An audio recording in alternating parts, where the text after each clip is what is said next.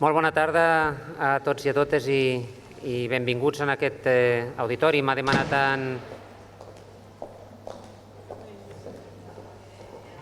Això m'ha de passar a mi, no ha de passar als convidats. Doncs m'ha demanat el Josep Maria i els companys patrons del Goodman que us donés una mica la benvinguda per fer aquest acte aquí aquesta tarda a casa nostra, aquest auditori de la ONCE. Nosaltres estem molt contents, especialment contents que feu aquest acte aquí, perquè compartim moltes coses, perquè el Goodman i la ONCE i la seva fundació compartim moltes coses en comú. Jo en volia ressaltar només tres que compartim perquè crec que paga la pena.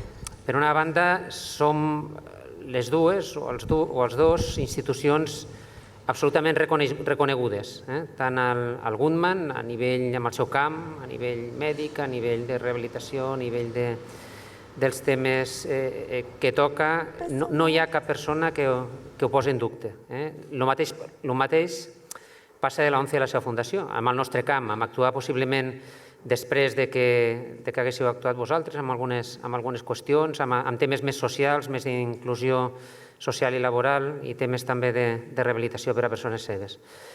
En segon punt, la segona consideració que volia fer és que els dos tractem de millorar la vida de les persones, de fer que després d'una malaltia o després d'un accident la vida d'aquella persona sigui el màxim igual possible a lo que era abans que succeís, que estigui aconseguir la màxima inclusió dins de la societat, cada un al seu camp. El Goodman amb temes més mèdics, com deia abans, més de rehabilitació, d'inclusió al final social, i nosaltres treballem possiblement més qüestions socials i d'inclusió social i laboral.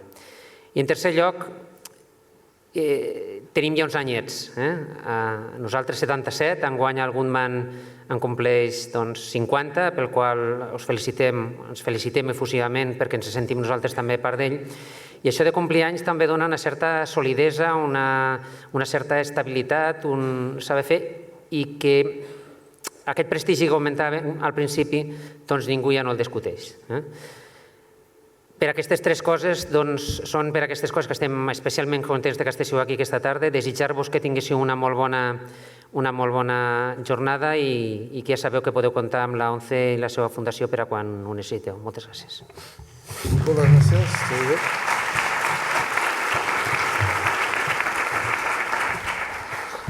Bé, jo seré molt breu perquè vostès han vingut a escoltar l'Álvaro Pascual Leone i tot el que jo parli és en detriment del que ell els dirà i del seu interès, per tant, jo parlaré molt poc. Però sí que el nostre president i els membres del Consell que estan aquí i ens acompanyen avui m'han demanat dues coses. Una és agrair-los l'assistència de tots vostès, perquè aquest acte es llueix quan hi ha públic, perquè per molt bo que sigui l'Álvaro, sense el públic no ens aniríem bé, no seríem capaços de comunicar el que volem comunicar. Per tant, moltes gràcies per venir, per ser aquí. També vull dir dues coses que em sembla que són d'obligat compliment i que em fa molta il·lusió. Una és agrair a la ONCE, no que avui ens hagin cedit a casa seva, que també és una mica casa nostra, o almenys així la sentim, sinó que una vegada més estigueu al costat nostre.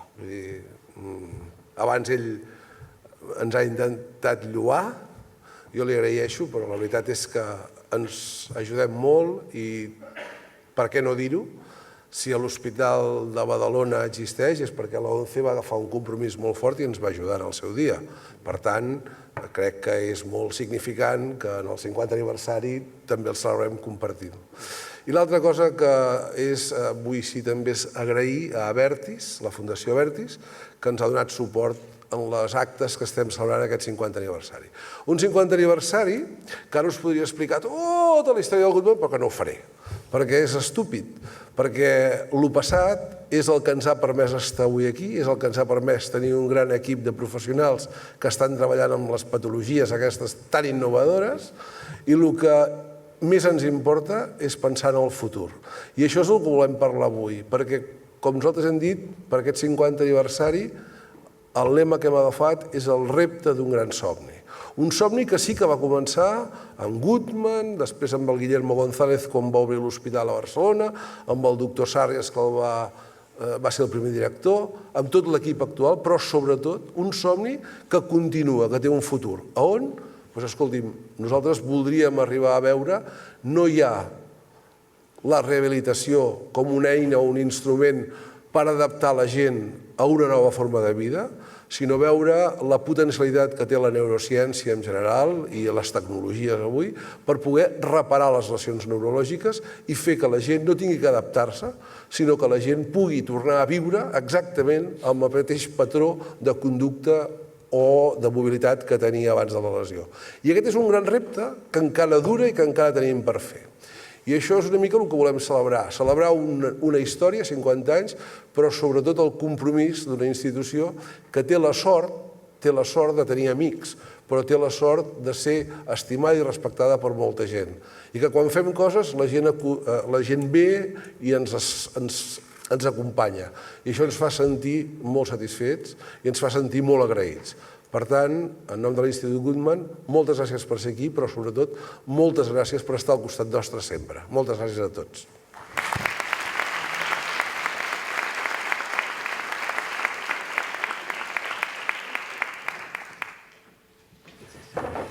Bona tarda a tothom. És per a mi un grandíssim privilegi, però també ho sento com una gran responsabilitat al presentar-los aquest vespre al doctor Álvaro Pascual Leone. El doctor Álvaro Pascual Leone és una de les figures més rellevants en la neurociència contemporània. Va estar impulsor de l'aplicació de les tècniques d'estimulació cerebral no invasives en l'estudi dels mecanismes neurobiològics del sistema nerviós, però també un dels pioners i dels impulsors de l'aplicació d'aquestes tècniques en l'àmbit clínic. I penso que el doctor Pascual Leone és un dels científics que té una concepció més vanguardista del sistema nerviós de l'ésser humà, però que per sobre d'aquesta visió vanguardista té una característica molt important, i és que és la projecció de la seva activitat investigadora per millorar la salut de les persones. Millorar la salut de les persones, dels seus pacients que pateixen una malaltia neurològica, però també millorar la salut de les persones en general. El doctor Álvaro Pascual Leone és un molt bon amic, un d'aquests amics de l'Institut Goodman que ens ajuden a començar noves vides i que des de la seva activitat com a assessor científic de l'Institut Goodman, del qual ens acompanya des de fa més de 15 anys, ens ha d'ajudar a afrontar un d'aquests reptes del gran somni. El doctor Pascual Leone és catedràtic de neurologia de la Universitat de Harvard, és director del Berenson Allen Center for Non-Invasive Brain Stimulation i també és director del BrainFit Club del Beth Israel Diaconess Medical Center. A més, fruit d'aquesta preocupació per traslladar els avenços de la neurociència a la clínica i a millorar la salut de les persones que es comentava, és vicedegà de recerca translacional de la Universitat de Harvard i avui ens parlarà del repte que suposa millorar la salut cerebral de les persones. I jo els deixo amb qui tots han vingut a escoltar aquest vespre. Moltes gràcies.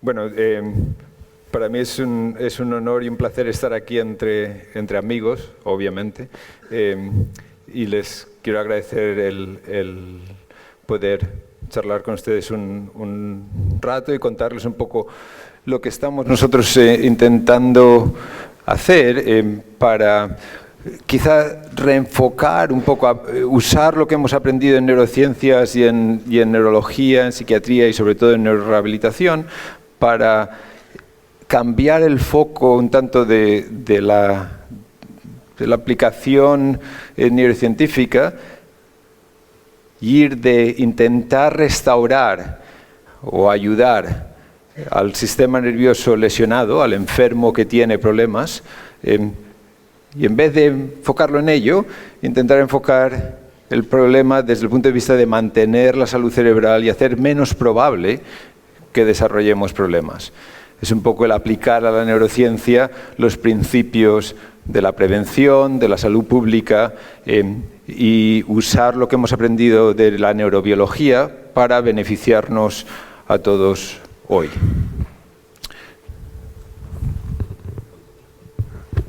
¿Más hacia adelante? ¿Así? Perfecto, gracias. Entonces, el título de la conferencia que les quiero dar es cómo evaluar y promover la salud cerebral para el bienestar de todos nosotros. Y quizá la primera pregunta es ¿por qué vale la pena plantearse eso? Resulta que si uno estudia el impacto de las enfermedades del sistema nervioso central en los humanos a lo largo de su vida, a la medida que vamos viviendo se van añadiendo enfermedades y el resultado es que 1 de cada 5 personas en el mundo está discapacitado por enfermedades del sistema nervioso. Desde trastornos más o menos congénitos o del desarrollo, trastornos de aprendizaje, trastornos del espectro autismo, etcétera, lesiones adquiridas cerebrales, hasta el final de la vida el mayor riesgo de enfermedades neurodegenerativas.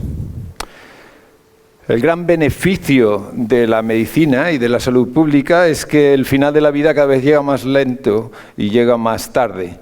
Cada vez vivimos más. Eso es fantástico, pero conlleva un riesgo. El mayor riesgo para todas estas enfermedades es vivir más tiempo, con lo cual a medida que vayamos viviendo más, va aumentando más el riesgo de las enfermedades neurológicas. Es el riesgo de la edad avanzada para desarrollar enfermedades neurológicas es mucho mayor que cualquier gen que se haya hasta el momento identificado como causante de enfermedades neurológicas. Y el resultado de eso es que es un poco paradójico, es que el avance de la medicina ha acabado desarrollando o llevando, desde el punto de vista puramente neurológico, a una situación realmente insostenible. El costo sanitario del cuidado de sujetos, de enfermos, de gentes con trastornos del sistema nervioso es tan alto y la falta de productividad de gente con discapacidades neurológicas es tan grande que la situación, desde el punto de vista puramente financiero, es insostenible para las sociedades en las que vivimos. Y eso sería malo. Pero yo creo que, de hecho, la tragedia humana es mayor. La tragedia humana, a lo que me refiero, es a la situación en la que vivimos, en la cual el avance evolutivo de la especie humana depende de la interrelación de las gentes, depende de las sociedades en las que vivimos, depende de los mayores cognitivamente capaces de ayudar a los que no somos tan mayores y a nuestros hijos y eventualmente a nuestros nietos a traspasar conocimiento, a vivir en familia. Y ese beneficio de las personas mayores tenemos el riesgo grande de perderlo precisamente por la paradoja de que estamos consiguiendo que la gente viva más tiempo. Es una situación un poco extraña, pero es una situación real. ¿Cómo nos enfrentamos a ella? En la neurología, en la medicina en general, la forma en que nos enfrentamos a ella hoy por hoy es esperamos a que la enfermedad avance hasta un punto en que se manifiesten síntomas. Cuando se manifiestan síntomas, pérdida de memoria, trastorno del movimiento, temblor, movimientos involuntarios, incapacidad de mover, lo que sea, entonces podemos diagnosticar, intentamos intervenir y de hecho los tratamientos que hoy en día tenemos son capaces de ayudar hasta un cierto punto. Y sin embargo sabemos que las enfermedades del sistema nervioso han comenzado muchas décadas, con frecuencia décadas, antes de los síntomas. Entonces el intento de la medicina hoy por hoy, de la neurología hoy por hoy, es ir a partir de aquí hacia atrás en el tiempo, para conseguir diagnosticar en el estado presintomático. La enfermedad ya está en marcha, pero uno no desarrolla, no manifiesta síntomas todavía. Ya tiene enfermedad de Alzheimer, podemos verlo con PET y con otras técnicas de imagen, pero aún no tiene problemas de memoria, aún no tiene dificultad de encontrar palabras o de encontrar el camino por el mundo. Es ir hacia atrás desde el momento de la enfermedad. Y el argumento que yo quiero hacer es que eso, que es enormemente importante como esfuerzo para poder minimizar el impacto de la enfermedad, es insuficiente. Y que en vez de ir hacia atrás desde el tiempo de la enfermedad, lo que tenemos que hacer es ir hacia adelante desde el tiempo de la salud. Y llegar al momento en el cual, en el estado de salud, podamos instaurar intervenciones que nos permitan mantener la salud a lo largo de toda la vida. Y eso supone una forma distinta de pensar en la vida, de pensar en el envejecimiento. Con frecuencia pensamos que nacemos y nos desarrollamos y llegamos a un momento de álgido de capacidades. Si le preguntan a mi hijo los 18 años, que es los que tiene él, si le preguntan a mi otro hijo los 21 que tiene él. Pero más o menos en la adolescencia llegamos a un momento álgido. Y luego hay una especie de meseta, durante unas cuantas décadas vas manteniendo, y cuando llegas a los 40, 45, 50, quizá 55, empiezas a decaer y pierdes capacidades. Esa es la forma tradicional de pensar en una especie de U invertida, donde hay una gran meseta. Y sin embargo, el argumento que yo voy a hacer es que es una forma equivocada de pensar. Que lo que realmente ocurre es que hay un proceso de desarrollo que empieza antes del nacimiento y que acaba cuando nos morimos, y que en ese continuo de desarrollo hay algunas habilidades que vamos ganando, y otras que vamos perdiendo, y que ni unas son buenas ni unas son malas, son simplemente distintas, y que en esa distinción existe la oportunidad de hacer que nuestro sistema nervioso a cada punto de edad funcione lo mejor posible. El mejor cerebro de alguien de 80 años no es el cerebro de alguien de 18, gracias a Dios.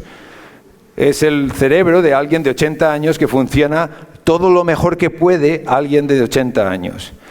Y que tiene capacidades que alguien de 18 ni siquiera sueña con tener, y que hay cosas que simplemente le son completamente carentes de interés, porque son carentes de interés a los 80 años.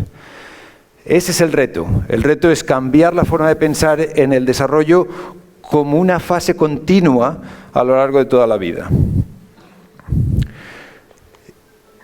Entonces, la forma de pensar en neurología o en neurorehabilitación, que nos ha llevado a enormes avances, que es el minimizar la discapacidad e intentar restaurar la salud cerebral, algo que en el Instituto Guttman durante 50 años han conseguido hacer de forma fantástica, es solamente una parte de la ecuación. La otra parte de la ecuación es el preservar la salud cerebral, el prevenir los problemas, el minimizar el riesgo.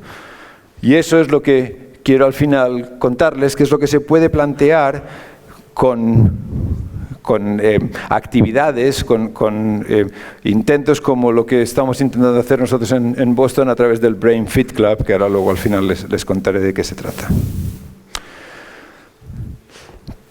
¿Esto es realmente posible o es simplemente teoría? Resulta que si uno piensa en por qué tenemos el cerebro, para qué nos sirve el cerebro, para qué lo tenemos, la mayoría de nosotros contestaría que tenemos el cerebro para enfrentarnos a este mundo inmensamente cambiante y complejo y divertido, como decía Serrat, que nos ha tocado vivir, ¿no? Esta especie de marabunta en la que vivimos. Y que tenemos el cerebro para percibir, para que nos llegue la información de ese mundo y nos permita, por lo tanto, entenderlo y al final actuar sobre él. Esto ya en sí mismo no es del todo cierto. Resulta que nuestro cerebro no es una cámara que espera la imagen, sino que es una máquina que va generando hipótesis y lanzándolas hacia afuera. O sea, la acción, de hecho, es inicial, parece que es la que acaba generando la percepción. Nosotros no esperamos a ver, sino que imaginamos lo que vamos a ver, lanza nuestro cerebro una expectativa y confronta esa expectativa con lo que ve. Y a veces resulta que encaja y a veces resulta que no encaja. Y si no encaja nos sorprende, y si nos sorprende un montón nos llaman locos o innovadores, depende cómo le dé, pero a la postre realmente tenemos unas gafas de distintos colores que nos hacen hacer la vida de una forma distinta. Pero sí que es cierto que hay una relación bidireccional de acción sobre el mundo y de percepción de él. Y sin embargo, eso no es todo lo que hace el cerebro. El cerebro, por lo menos tanto tiempo como pasa enfrentándonos y permitiéndonos enfrentarnos con el mundo que nos rodea, está dedicado a enfrentarnos y a percibir el mundo interno nuestro. Nuestro cerebro recibe información de cada uno de nuestros órganos. Notamos hambre no porque nuestro estómago nos dice, hey, tengo hambre, sino porque nuestro cerebro nos dice, tengo hambre. Tenemos dolor no porque la rodilla nos duele, sino porque el cerebro nos dice, te duele la rodilla. Nos sentimos a gusto no porque los músculos están descansados, sino porque el cerebro nos dice, estamos descansados. Y esto, que llamamos enterocepción, lo equivalente de la percepción externa, tiene también una vía bidireccional a través de la cual el cerebro actúa sobre los órganos, que muchos de nosotros conocemos como las enfermedades somatoformes, en las cuales el estrés, la preocupación, da lugar al colon irritable o al dolor de estómago o al dolor de cabeza. Y esto es cierto en su aspecto negativo, pero también es cierto en su aspecto positivo. El cerebro tiene un efecto sobre los órganos que puede dar lugar a enfermedad o puede promover la salud, y que llamamos salutogénesis. El cerebro sano es importante para estar sano. No solo el cuerpo sano promueve una mente sana, sino que un cerebro sano da lugar a un cuerpo más sano. El que tiene un cerebro más sano tiene una diabetes más controlada, tiene una hipertensión más controlada, tiene menos riesgo de cáncer, tiene menos riesgo de enfermedades vasculares, etc. Tiene una inmunidad mayor y de hecho tiene más resistencia a las pruebas de tuberculina o a una infección. Y por lo tanto, tener un cerebro sano no es solo importante para estar cognitivamente sano y llegar a ser un abuelo que permita, o una abuela, que permita crecer y ser felices a sus nietos, sino también para tener un cuerpo y una salud general mejor. Ese cerebro del que estamos hablando es enormemente complejo. Está hecho de neuronas, esto lo sabemos gracias a Cajal, a Ramón y Cajal, y hay tantas neuronas, tantas células especializadas en el cerebro, como hay estrellas en la Vía Láctea. En el mejor de los días de estrellados, todas las estrellas que veis serían neuronas en el cerebro. Y eso es solo una parte de las células que hay en el cerebro. Por cada neurona hay 4 a 100 glía, neurona de acompañamiento, células de apoyo, que también estarían allí a añadir estrellas.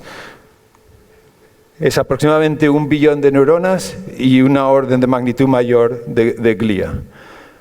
Pero cada una de esas neuronas está conectada con sus vecinas, como promedio 10.000 conexiones por cada célula, y al final lo que hay es una maroma de conexiones tan enorme que cuando le dieron el premio Nobel a Cajal por describir las neuronas, se lo dieron también a Golgi, que había desarrollado el método gracias al cual Cajal describió las neuronas y que murió convencido de que en el cerebro no había neuronas, que se las estaba inventando Cajal, que lo que había era una enorme red continua, una red reticular, y se llamaba, donde era el bueno de Cajal que se inventaba que había desconexiones. De hecho, las desconexiones las hay, son sinapsis, son puntos de conexión entre una célula y otra que usan sustancia química para hacer una especie de puente entre una neurona y otra.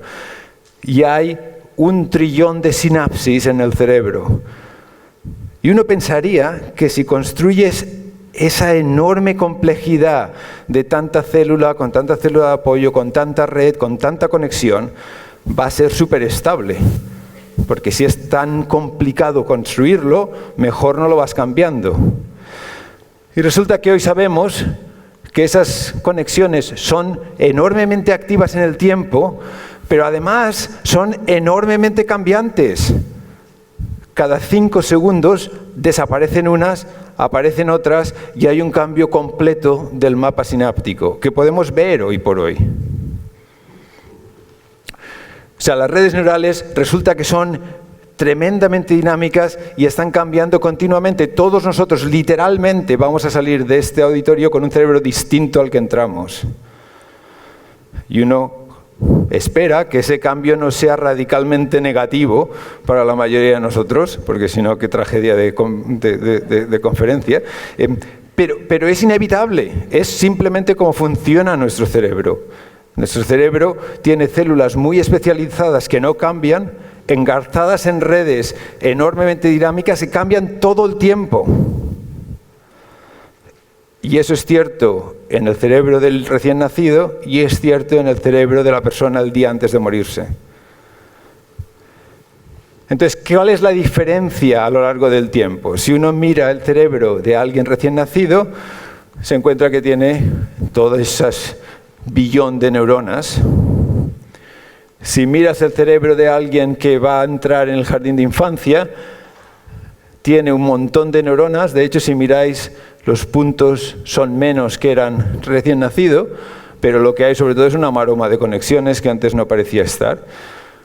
Y si miras cuando entras en la carrera, no cuando eres viejo y tienes nietos, no, cuando empiezas a estudiar la carrera, tienes aún menos neuronas y además has perdido conexiones. O sea, la idea de que las neuronas tenemos todas estas complejidades y las vamos aguantando hasta que nos vamos a ir muriendo y a medida que nos vamos haciendo mayores las vamos perdiendo y por eso perdemos capacidades, eso es falso. Resulta que las neuronas tenemos las que tenemos y cuando vamos a entrar en el jardín de infancia hemos perdido la inmensa mayoría de ellas. En los primeros años de vida pierdes la inmensa mayoría de ellas. Antes de ir al colegio pierdes la inmensa mayoría de ellas. Y el resto del tiempo sigues perdiendo, pero vas perdiendo mucho menos. La mitad de las neuronas con las que nacemos las perdemos en la infancia. Y entonces cabe preguntarse, ¿entonces para qué nacemos con tantas? Si tenemos que vivir 80 años o 90 años y vamos a perder la inmensa mayoría antes de ir al colegio. Yo pienso en ello literalmente como un plan divino, o de la naturaleza, como prefiráis, para tener tantas posibilidades como uno pueda tener genéticamente programables. Uno nace, no sé si conocéis la película de la factoría del chocolate, Willy Wonka. En el Willy Wonka hay un ascensor muy particular, el Wonkabator llaman, que le permite a la persona entrar en el ascensor y darle a cualquier botón y ir de cualquier sitio a cualquier otro sitio de la ciudad o de la factoría. Es una cosa bastante mágica. Si uno nace con suficientes conexiones, tienes todas las capacidades posibles iniciales. Es un mundo de posibilidades, pero es un mundo de posibilidades bestialmente costoso, porque gasta mucho oxígeno y gasta mucho azúcar. Y ahora hablaremos de la energía que gasta nuestro cerebro, pero es demasiado costosa para mantener. Y por lo tanto, tienes todas esas posibilidades y si no las usas, las vas perdiendo. Y gracias a Dios las vas perdiendo, porque al final lo que pasa es lo mismo que pasa con la poda. Si uno quiere tener muy buenas naranjas, yo soy de Valencia, entonces necesita podar los árboles. Si no los podas, al final lo que tienes son muchas ramas y pocas frutas. Y en el sistema nervioso pasa exactamente igual. Hay una poda programada, modificable por lo que experiencias, pero programada. Y si uno no tiene una infancia, entre comillas, adecuada, con estímulos adecuados, hay una pérdida de la poda, y si hay una pérdida de poda, al final hay una pérdida de capacidades con el tiempo. Y enfermedades como algunos de los espectros autistas que conocemos, acaban teniendo una pérdida de poda. Lo que tienen son más conexiones que los cerebros normales. Son cerebros hiperconectados. pero tener más conexiones que las que necesitas no es bueno, es ruidoso y costoso para el cerebro. Entonces, nacemos con estas potencialidades y muy rápidamente, dependiendo de lo que experimentamos, los vamos perdiendo. Y por lo tanto, el reto de la vida inicial del niño, el reto de la educación, al fin y al cabo, es guiar esa poda. La capacidad dinámica del sistema nervioso define lo que llamamos su capacidad plástica, su plasticidad, su capacidad de adaptarse al medio ambiente y ir cambiando. Y por lo tanto, el reto de la educación no es activar la plasticidad. La plasticidad es una propiedad del sistema nervioso. El reto es guiarla, es que se pueden algunas cosas y no se pueden otras. Y los buenos profesores saben hacer eso sin tener ni la más remota idea de neurobiología. Y lo que estamos intentando en neurobiología es entender cómo es que hacen esa guía de la poda, que como cualquier buen profesor te diría, requiere individualizar la intervención porque los árboles de cada uno de nosotros son ligeramente distintos. ¿Y qué cosas vamos sabiendo que definen esa poda inicial? Pues resulta que es crítico no simplemente ir haciendo, sino ir haciendo con esfuerzo. Que te cueste, pero que no te cueste tanto que no lo puedas hacer, pero que te cueste lo suficiente para que tengas que esforzarte, acaba siendo crítico. Resulta que es importante no solo hacer, sino pensar con cuidado lo que vas a hacer, porque el pensar mismo es una actividad cerebral y cambia tu cerebro y puede potenciar conexiones o mermarlas. Es importante no solo ir haciendo, sino ir descansando en su momento adecuado, porque si no descansas adecuadamente, no consolidas lo que estás haciendo y no recargas la capacidad de cambio del sistema nervioso. Es importante darse cuenta que nuestro sistema nervioso literalmente hace carne lo que ve fuera. Esto está relacionado con las neuronas especulares de Rizzolatti y con otras cosas. Y a la postre, el ejemplo, sea de la madre, del padre, de los profesores o de los amigos, acaba siendo un patrón definitorio de las características de esa poda.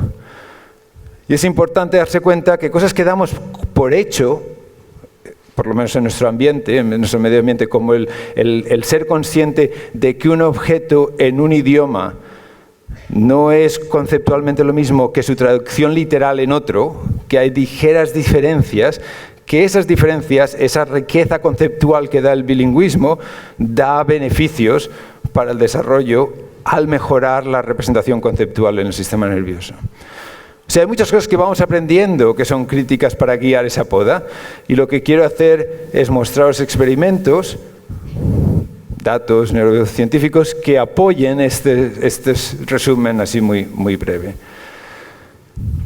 Y el primero, apropiado quizá para el marco de la ONCE particularmente, son estudios que hicimos hace muchos años con Norihiro Sadato sobre la reorganización del cerebro en relación con el tacto y en relación con la visión. Cuando nosotros vemos el mundo que nos rodea, no lo vemos con los ojos, lo vemos con el cerebro. Y lo vemos con el cerebro porque el ojo, la retina, que es parte del cerebro, por cierto, no es un órgano separado, literalmente es una protuberancia del cerebro, está además conectado con zonas concretas de la corteza cerebral, tan concretas que las llamamos la corteza visual, sugiriendo que esta zona del cerebro está ahí nada más que para ver. Y tenemos técnicas de neuroimagen, resonancia funcional, por ejemplo, que nos permite, cuando alguien está viendo algo, ver que se activa esta zona posterior, occipital, corteza visual, y ciertas zonas profundas en el cerebro que están conectadas con ellas. Cuando tocamos algo con el dedo, o nos tocan la yema del dedo, o exploramos braille, por ejemplo, se activan zonas, de nuevo, en la corteza somatosensorial, llamamos, porque pensamos que está conectada y dedicada exclusivamente a procesar el tacto. Y hablamos de una organización así de precisa de la corteza cerebral, donde hay una zona que es la que notas que te han tocado, no la notas aquí, la notas aquí, en este cerebro. Y la que ves lo que tienes enfrente, que no lo ves en el ojo, sino que lo ves en la corteza visual. Sabemos que es cómo está organizado el cerebro. Entonces, si uno ve estudios como estos, 3 estudios distintos, donde aquí estaría la parte delante del cerebro y esto es la parte de detrás del cerebro, delante y detrás, aquí veis la nariz en este caso. En todos los casos está activada esta corteza occipital, esta corteza visual, y uno pensaría que lo que está pasando en todos estos casos es que la gente está viendo algo. Porque si se está activando la corteza visual, presumiblemente es porque estás viendo algo. Y sin embargo, ninguno de estos sujetos está viendo nada. Estos son lectores de braille congénitamente ciegos que no han visto nunca. Y lo que estamos viendo es que cuando alguien que es congénitamente ciego lee con los dedos, ve el mundo con la yema de los dedos, lo que se activa es la corteza visual. Y cuanto más se activa la corteza, entre comillas, visual, mejor lee braille. En este caso, también son sujetos congénitamente ciegos que lo que están haciendo es localizar sonidos en el espacio. Y cuanto mejor localizan sonidos en el espacio, más se activa la corteza, entre comillas, visual. Y en este caso están recordando listas de palabras.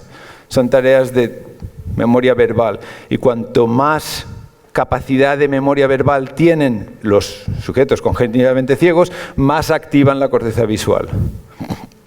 Y resulta que los sujetos ciegos detectan contacto mucho mejor que los videntes, localizan sonidos en el espacio mucho mejor que los videntes y tienen más memoria verbal que los videntes. Y si pensáis en ellos, tiene bastante sentido, porque si no puedes ver lo que tienes delante, mejor te acuerdas porque no vas a poder tomar una nota rápidamente, mejor discriminas con mucha precisión las rugosidades porque no las vas a poder ver, mejor localizas en el espacio porque no vas a poder orientar tus ojos y ver de dónde viene el sonido. Es enormemente adaptativo. Es tan adaptativo que el sistema nervioso central decide usar zonas del cerebro que nosotros videntes, usamos para ver, para dedicarlas a otras cosas. Eso es una posibilidad. Pero la otra posibilidad es que los sujetos congénitamente ciegos nazcan con un cerebro distinto y que estas capacidades sean exclusivamente ciertas para los congénitamente ciegos y nunca asequibles a los sujetos videntes. ¿Me explico? Y esto nos lo preguntamos hace una serie de años y Lotfi Mirabet inventó un experimento en el cual cogimos a sujetos videntes, con visión perfectamente normal, y los separamos en 2 grupos. En un grupo los cegamos durante 8 horas al día y les intentamos enseñar braille. Y al cabo de 8 horas les quitamos el antifaz y vieron la tele, cenaron, durmieron. A la mañana siguiente se lo volvimos a poner e intentamos. El resultado es que ese grupo que vamos a llamar control, en primer lugar, nunca aprendió a leer braille por tacto, a pesar de 8 horas diarias de clase. El segundo grupo hizo lo mismo, les pusimos el antifaz, pero nunca se lo quitamos. Se lo pusimos y se lo dejamos puesto durante 5 días. Pusimos papel fotográfico dentro, de manera que si movían el antifaz para intentar hacer trampa, veíamos que habían hecho trampa y les decíamos que no les íbamos a pagar. Pero si no hacían la trampa, cobraban $1.000 por día, que es bastante incentivo para uno mantenerse ciego. El resultado es que al cabo de 5 días, los que estaban cegados todo el tiempo habían aprendido a leer braille por el tacto y seguían aprendiendo más y más si seguías, pero los que solo estaban ciegos durante 8 horas, estos no habían aprendido. Pero la pregunta más importante para nosotros era ¿qué pasaba con esta actividad en la corteza visual? Si son las conexiones que existen y que son capaces de activarse en cualquiera de nosotros, quizá es suficiente estar ciego 3 días, 4 días, 5 días para empezar a ver esos cambios. Si por lo contrario son conexiones exclusivas del cerebro de alguien congénitamente ciego, entonces no va a haber forma de cambiarlas. Al cabo de 3 días, si uno compara la actividad cerebral entre el grupo control y el grupo cegado continuamente, no veis ningún color en la diferencia, en la sustracción. Los colores van a demostrar diferencia estadística y aquí no hay ninguna diferencia porque realmente al cabo de 3 días no hay ninguna diferencia entre los dos grupos. Pero al cabo de 5 días veis que hay diferencia exclusivamente en la corteza, entre comillas, visual, en relación con el tacto. También hay en relación con la localización de sonidos y también hay en relación con la memoria verbal. Y el grupo cegado continuamente al cabo de 5 días tiene mejor memoria verbal que tenía antes, y tanto mejor como cuanto más actividad occipital tenga, y mejor capacidad táctil y mejor capacidad de localización de sonidos. Y si quitas la máscara, al día siguiente esos cambios han desaparecido. La distancia que hay desde la corteza somatosensorial a la corteza visual es tan grande que imaginar conexiones que crezcan en el sistema nervioso y que vayan reconectando zonas que no estaban conectadas antes es posible, pero como las conexiones cerebrales crecen más o menos 1 milímetro al día, habría que esperar que para cubrir una distancia así de grande necesitarías meses. Estamos hablando de días, estamos hablando de horas en el caso de revertir las conexiones. Y entonces lo que hay que aceptar, la única explicación posible es que haya conexiones en todos nosotros entre la corteza visual y la corteza táctil. O en este caso en la dirección opuesta, pero seguramente bidireccionales. Y que cuando uno se queda ciego, incluso transitoriamente, el cerebro decide que esas conexiones son realmente importantes activarlas, y como si fuera un director de tráfico, un guarda de tráfico, dirige el tráfico de actividad, y en el cerebro no solo dirige el tráfico, sino que aumenta la anchura de la calzada. Y entonces se aumenta la conectividad entre esas dos zonas, y hemos hecho estudios para demostrar que realmente hay un aumento de conectividad. Hay más flujo de información entre estas zonas. Y cuando se recupera la visión, se retraen esas reorganizaciones, a no ser que uno deje tiempo suficiente, y si dejas tiempo suficiente y luego restauras la visión, es demasiado tarde. Hay conexiones que ya no vuelven atrás. Por eso es tan importante hacer la operación de cataratas congénitas tempranamente en niños, porque si no hay capacidades que uno no recupera. Por eso es importante darse cuenta que restaurar la visión con ojos artificiales, algo que podemos hacer hoy por hoy, no es suficiente para que la gente realmente vea. Es suficiente para que reciba información de una forma distinta, pero la corteza cerebral que antes o que en nosotros nos permite ver, en ellos está dedicada a otras cosas. Hay que enseñarle al cerebro lo que es ver con visión. Eso es plasticidad. Y el cerebro sano es un cerebro plástico, es un cerebro que mantiene esa capacidad de cambio. Y si pensáis en por qué eso es así, yo creo que la forma más sencilla de imaginarlo o de entenderlo es que el cerebro nos permite enfrentarnos a ese mundo externo y a ese mundo interno, a los dos, pero tanto el mundo externo como el interno cambian tan rápido que el cerebro, a través de genes y de modulación de genes, no tiene forma de modificarse para permitirnos enfrentarnos a ese mundo externo. Si imagináis lo que casi todos vosotros tendréis en el bolsillo, un telefonito inteligente, esto es algo inimaginable hace 2 generaciones. Es algo, sin embargo, que mis hijos no pueden imaginar no vivir sin ello. Si uno le dice a un chaval hoy en día esto, dicen, pero ¿tú de qué vas? Porque para ellos bajar la ventanilla del coche es apretar un botón. El mundo cambia tan rápido que el cerebro no tiene forma de adaptarse a través de la expresión de genes. Y yo creo que la plasticidad es esa invención de la naturaleza que permite al sistema nervioso suplir la lentitud de los genes y adaptarse a las limitaciones del genoma para responder a las demandas de un mundo exterior o interior que cambia muy rápidamente. Tan rápidamente que uno puede ser cegado de un día para otro y cambiar conexiones por prevenir las posibles consecuencias. Ahora bien, ese proceso de plasticidad, esto ya lo decía Williams James, que es el primero que describió la plasticidad, tiene que ser el adecuado. Ni es bueno ser demasiado plástico, ni es bueno ser demasiado poco. Tenemos que tener la plasticidad adecuada para cada individuo, para cada uno de nosotros, para cada función cerebral. Si salís de este auditorio permanentemente cambiados, eso sería malo. Si salís sin nada de huella, también sería malo. Sería deseable que os deje un poquito de huella y quizá algo de interés de mirar más o de pensar más, etc. Y sin embargo, si uno se enfrenta al mismo tipo de cosa una y otra y otra y otra vez, es como la huella sobre la nieve. Al final dejas una huella más marcada y mi cerebro sí que está permanentemente dañado por pensar en este tipo de cosas. Pero ya está bien que cueste un número de exposiciones repetidas. Si el cambio es demasiado grande, uno aprende más rápido, pero también deja más huella, con lo cual lo siguiente que te enfrentas en la vida está cambiado por aquello que hiciste anteriormente.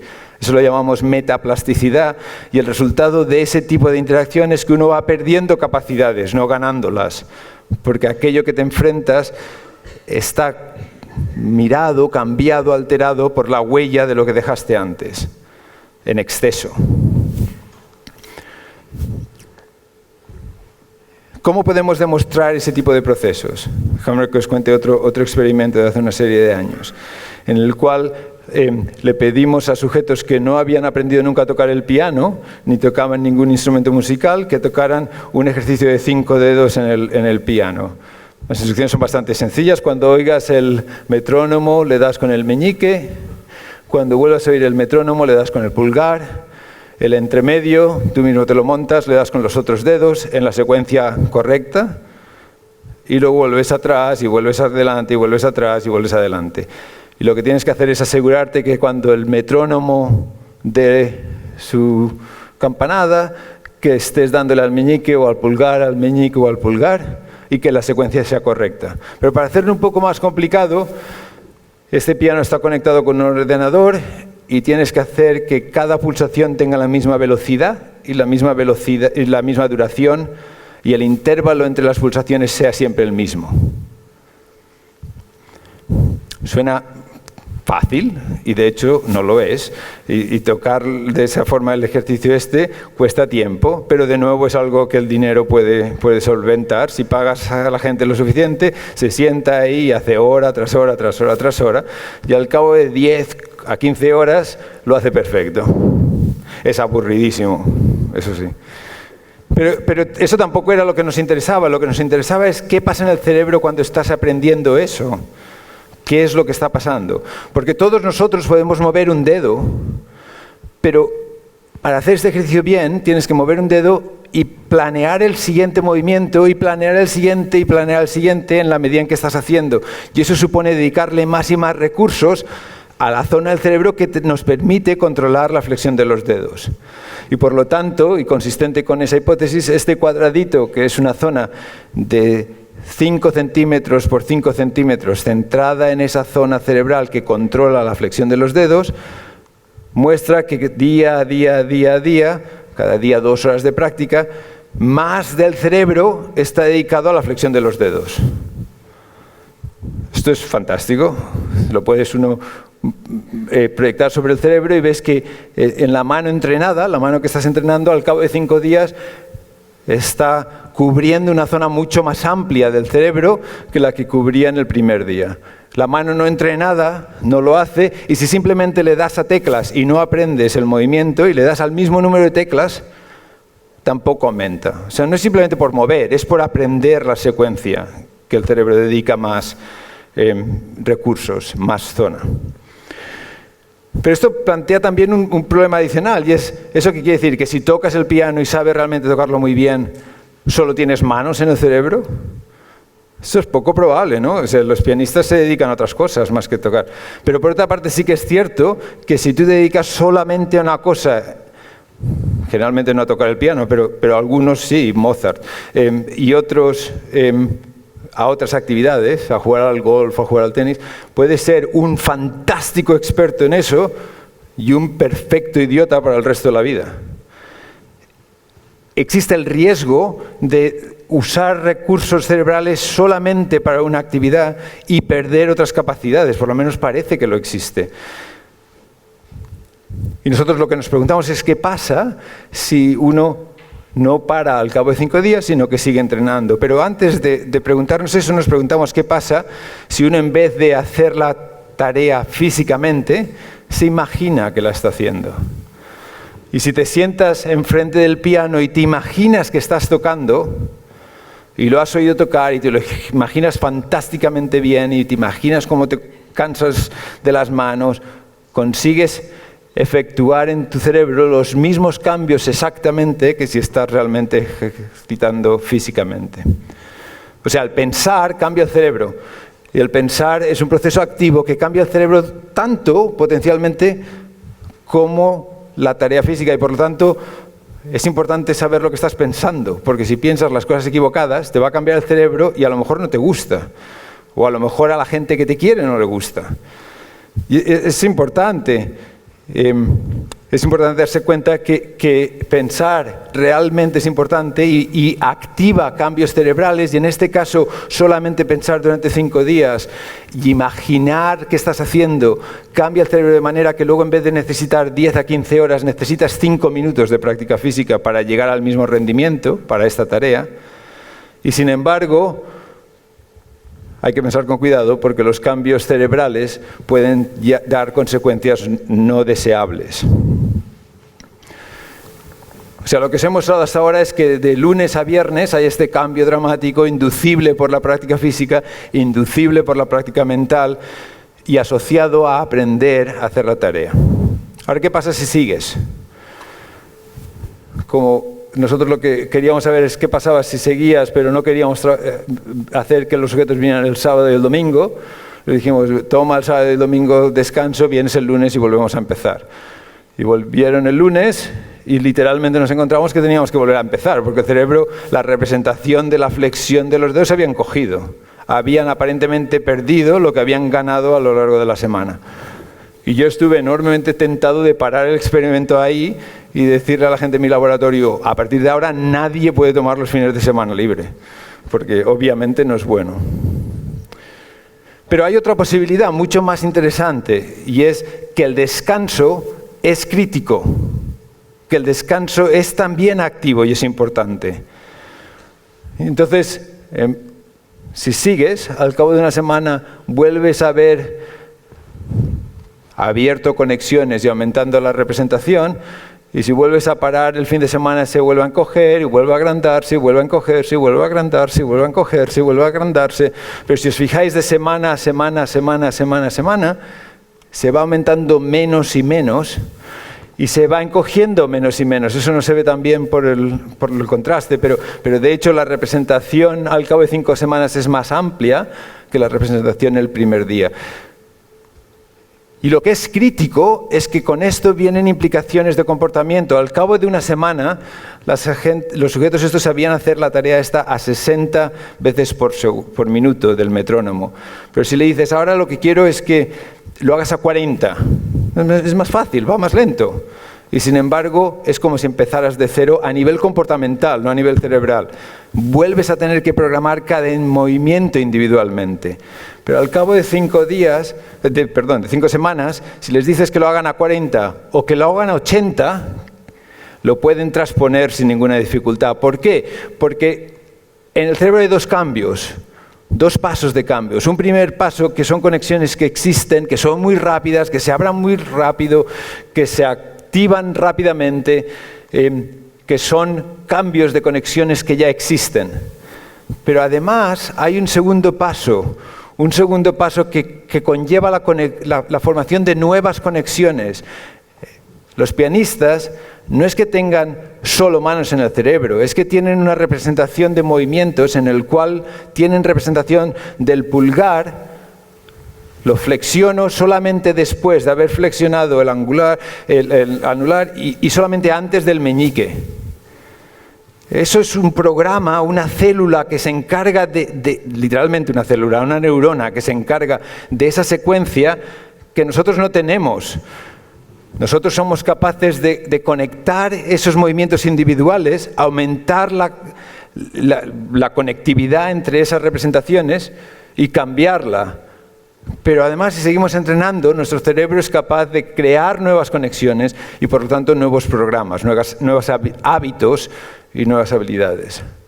O sea, inicialmente tenemos conexiones que existen y que podemos aumentar su fuerza, reforzarlas funcionalmente, pero eventualmente podemos literalmente arborizar más y conectar habilidades que no teníamos. Son dos pasos, uno muy rápido, dependiente de conexiones existentes, uno más lento, dependiente de ejercicio mantenido.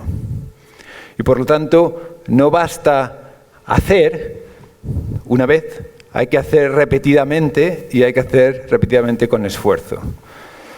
Pero esto implica un segundo aspecto, y el segundo aspecto que implica es que si uno tiene una cierta habilidad, una cierta función, gracias a las conexiones de una neurona con otras muchas, una red cerebral, que da lugar, por ejemplo, al movimiento de este dedo, y una red cerebral distinta que da lugar al movimiento de otro dedo.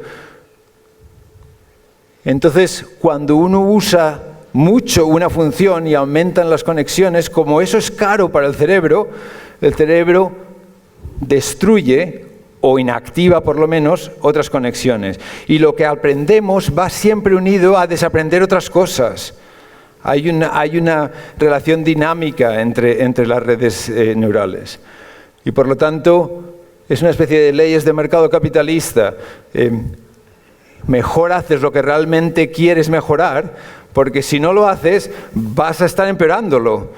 Y si haces otra cosa, mejorarás esa otra cosa, pero a costa de hacer más difícil aquello que eventualmente quieres.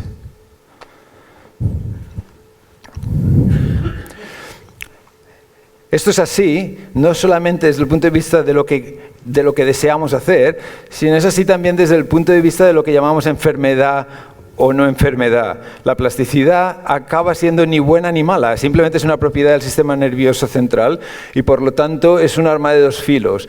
Es el sustrato gracias al cual aprendemos nuevas cosas, desarrollamos nuevas habilidades y si las usamos y nos vienen bien, podemos considerarlo una capacidad adaptativa, ya nos es útil. Pero al mismo tiempo es la razón por la cual somos incapaces de hacer ciertas cosas. La razón por la cual los videntes tenemos menos capacidad de aprendizaje verbal, de memoria verbal que los ciegos, es porque en nuestro cerebro la plasticidad lleva a que muchas conexiones a esta zona occipital estén dedicadas a ver. Y sacrificamos conectividades que puedan ser usadas para memoria verbal.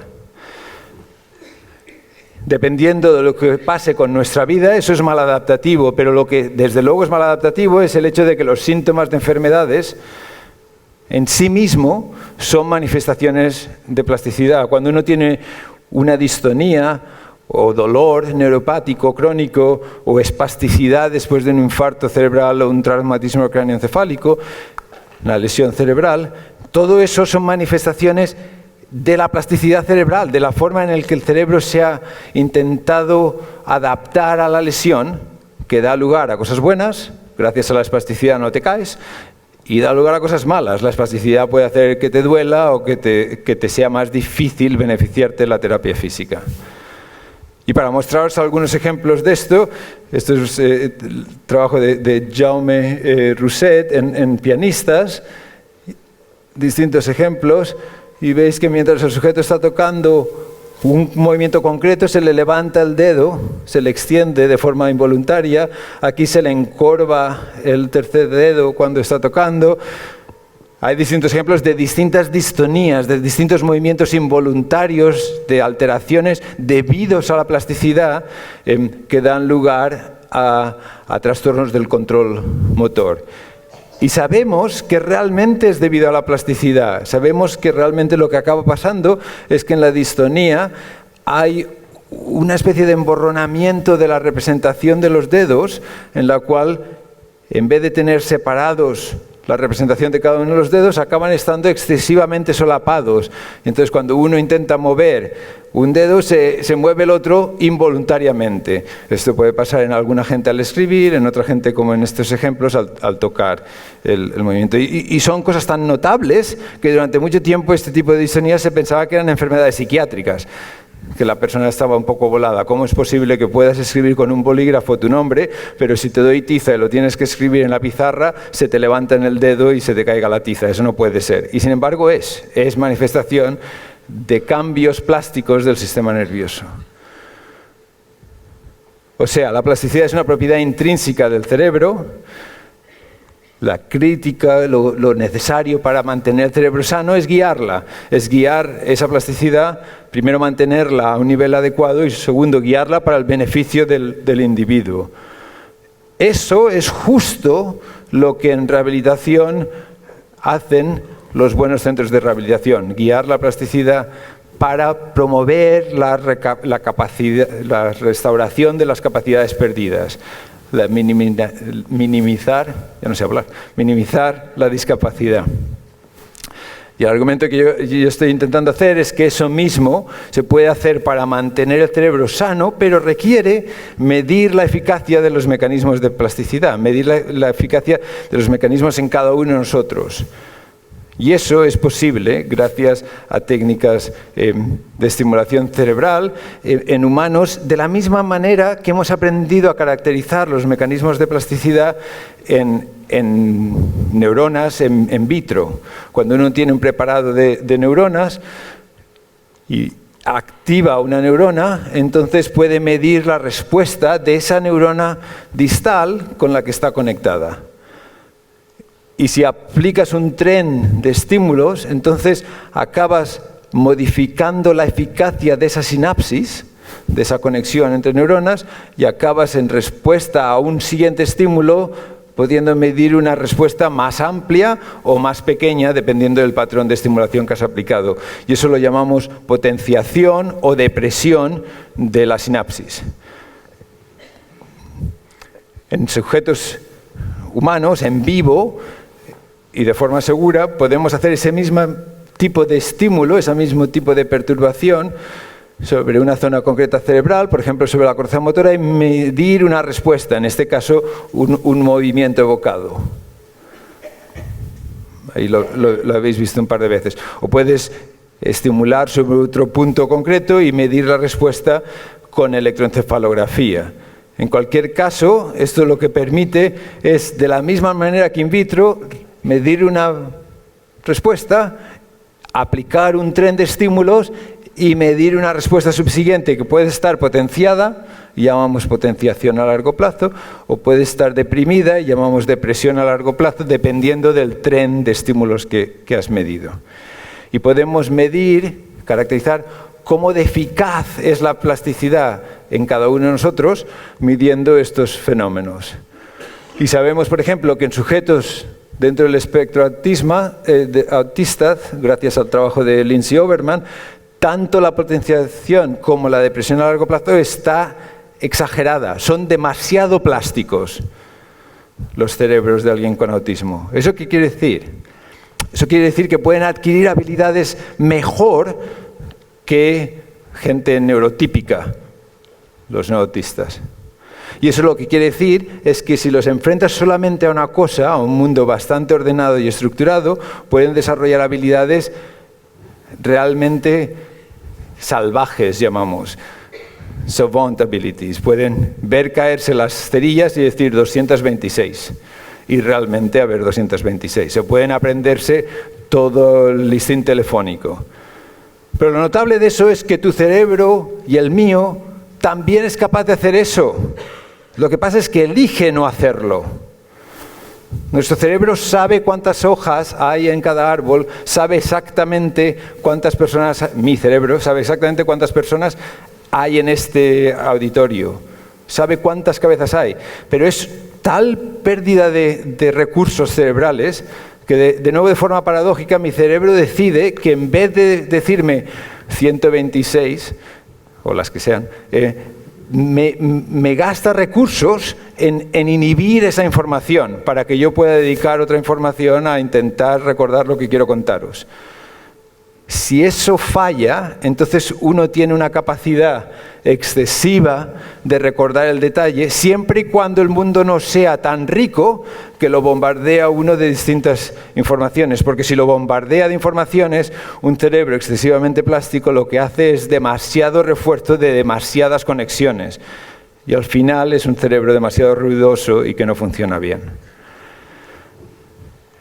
En el extremo opuesto, en la enfermedad de Alzheimer, sabemos que antes de que se depositen amiloides, antes de que se deposite el tau, la proteína tau, el cerebro tiene una pérdida de la potenciación a largo plazo. Hay una hipoplasticidad. No una falta de la depresión a largo plazo, selectivamente de la potenciación a largo plazo. Entonces, quizá por eso el cerebro intenta buscar estrategias para compensar esa falta de plasticidad, y una de ellas sabemos que puede ser el amiloide mismo. Los beta-amiloides flotantes, los oligómeros de amiloides, son potenciadores de la plasticidad, y si uno necesita activar los mecanismos de plasticidad, si los genes son adecuados, quizá el organismo aumenta la liberación de oligómeros de amiloides, lo cual es positivo inicialmente, pero en último término tóxico para las neuronas. Y entonces lo que acaba haciendo es, por solventar un problema, acabar generando uno secundariamente mucho más grave. De hecho, sabemos que incluso en la diabetes, que a la postre es un factor de riesgo para el Alzheimer, y incluso en la diabetes bien controlada, hay esa misma pérdida de potenciación a largo plazo. De hecho, sabemos que todos nosotros vamos perdiendo eficacia de los mecanismos de plasticidad a lo largo de la edad, desde los 18 hasta los 89, en este estudio de Caterina Freitas. Y el reto, por lo tanto, es intentar preguntarnos qué podemos hacer para minimizar la pérdida de eficacia de la plasticidad y mantener la plasticidad óptima para cada edad en la que estamos. Que no necesariamente es la misma que a los 18 años, pero es la óptima para la edad en la que estemos. O sea, la forma de pensar en ello es que por factores genéticos y ambientales estamos en una especie de trayectoria descendente de capacidad plástica, y eso sabemos que es determinante en nuestra capacidad cognitiva. Lo que pasa es que tenemos lo que en psicología llamamos reserva cognitiva, tenemos la capacidad de compensar esa pérdida durante un tiempo y podemos medir esa capacidad de reserva con cosas bien sencillas. Por ejemplo, podemos hacer que alguien esté plantado y no intentando moverse, intentar estar tieso y quieto, y podemos medir con algo tan sencillo como un iPhone cuánto se balancea uno cuando está de pie. Y ahora podemos decirle que intente hacer algo distinto además de estar plantado, por ejemplo, que hable mientras está plantado o que cuente hacia atrás en 7, y ese intento de hacer una segunda tarea produce una carga cognitiva, y esa carga cognitiva demanda la reserva cognitiva, y por lo tanto uno acaba moviéndose más. Esa es la misma razón por la cual cuando vas conduciendo y vas buscando la dirección en la que tienes que llegar y no sabes bien dónde está la casa, bajas la radio. ¿Para qué demonios bajas la radio si no te va a ayudar a ver? Bueno, pues es que resulta que sí que te ayuda a ver. Te ayuda a ver porque aumenta tu reserva cognitiva, aumenta tu capacidad de compensar una red neural con otra. Y esta medida de aumento de sobrecarga por las dos tareas, ese coste está relacionado con el riesgo del sujeto de desarrollar problemas cognitivos. Y ni la plasticidad ni la reserva cognitiva son propiedades que necesariamente vamos a perder en la edad, ni son propiedades sobre las que no podemos hacer nada. Podemos influir la eficacia de los mecanismos de plasticidad y podemos influir nuestra reserva cognitiva. Es cierto que nuestra reserva cognitiva viene en gran parte, definida por la infancia y esa educación y esos cambios y esa poda que hablábamos. La educación, el bilingüismo, todo esto, esas cosas que decíamos. Pero no es lo único. De hecho, esto es la misma persona, con el coste y cuando el coste ya no existe. A ver si sabéis lo que hay entre ambos puntos de medición. Lo que hay son 6 semanas de meditación. Es haber aprendido a hacer meditación. Podría mostraros lo mismo habiendo aprendido a hacer tai chi y usando estimulación cerebral sobre zonas frontales concretas.